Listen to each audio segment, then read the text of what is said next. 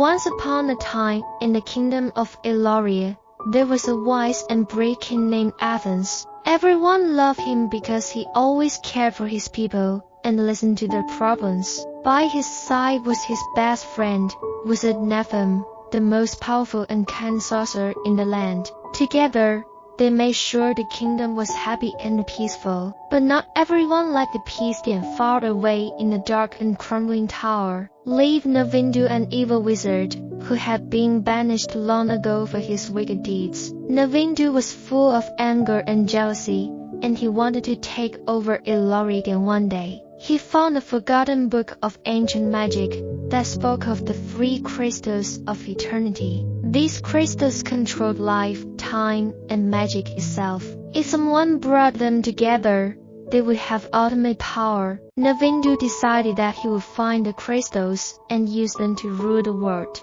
When King Athens and Wizard Nephthym heard about his plan, they knew they had to stop him. If Navindu gets those crystals, everything we've worked for will be destroyed. Nephthym said, "Then we can let that happen," Athens replied. The two friends set off on a dangerous quest to find the crystals before Navindu. The first crystal was hidden in the whispering forest where the trees could talk and trick travelers. As they walked through the forest, the trees whispered lies to scare them. One tree hissed, "You'll never make it out alive." Athens took a deep breath and said, "We won't let fear stop us." With Nephthym's magic and Athens' courage, they found the crystal glowing in a hidden cave. The second crystal was buried under the River of Shadows, a cursed river where strange creatures lurked beneath the surface. Athens and Nephthym built a small raft and sailed across. But halfway through, shadowy hands reached out to grab them. Nephthym used a spell to light up the water,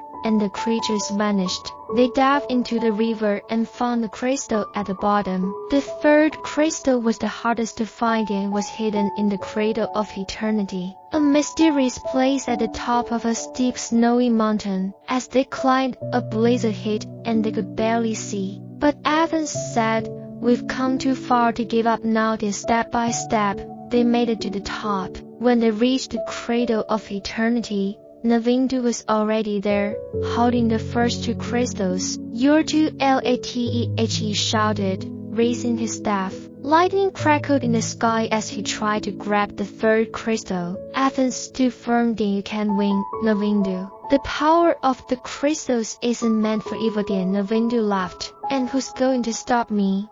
"You." But then something incredible happened. The crystals began to glow brightly and they floated into the air. A booming voice echoed, "Only a true leader, who values others above himself, can use the power of the crystals." Navindu tried to grab them, but the crystals burned his hands. Then Athens stepped forward and reached out. The crystals surrounded him with light, and suddenly, all the dark magic disappeared. Then Navindu fell to his knees powerless. Athens didn't destroy Navindu, though.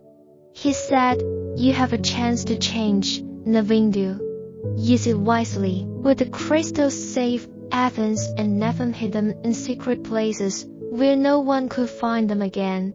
The kingdom was saved and peace returned. From that day on, the people of Eloria knew that true power didn't come from magic or strength. It came from kindness, courage, and the will to do what's right. And so the story of King Athens, Wizard Nephthym, and the three crystals of eternity was passed down for generations, reminding everyone to always stand up for what's good in the end.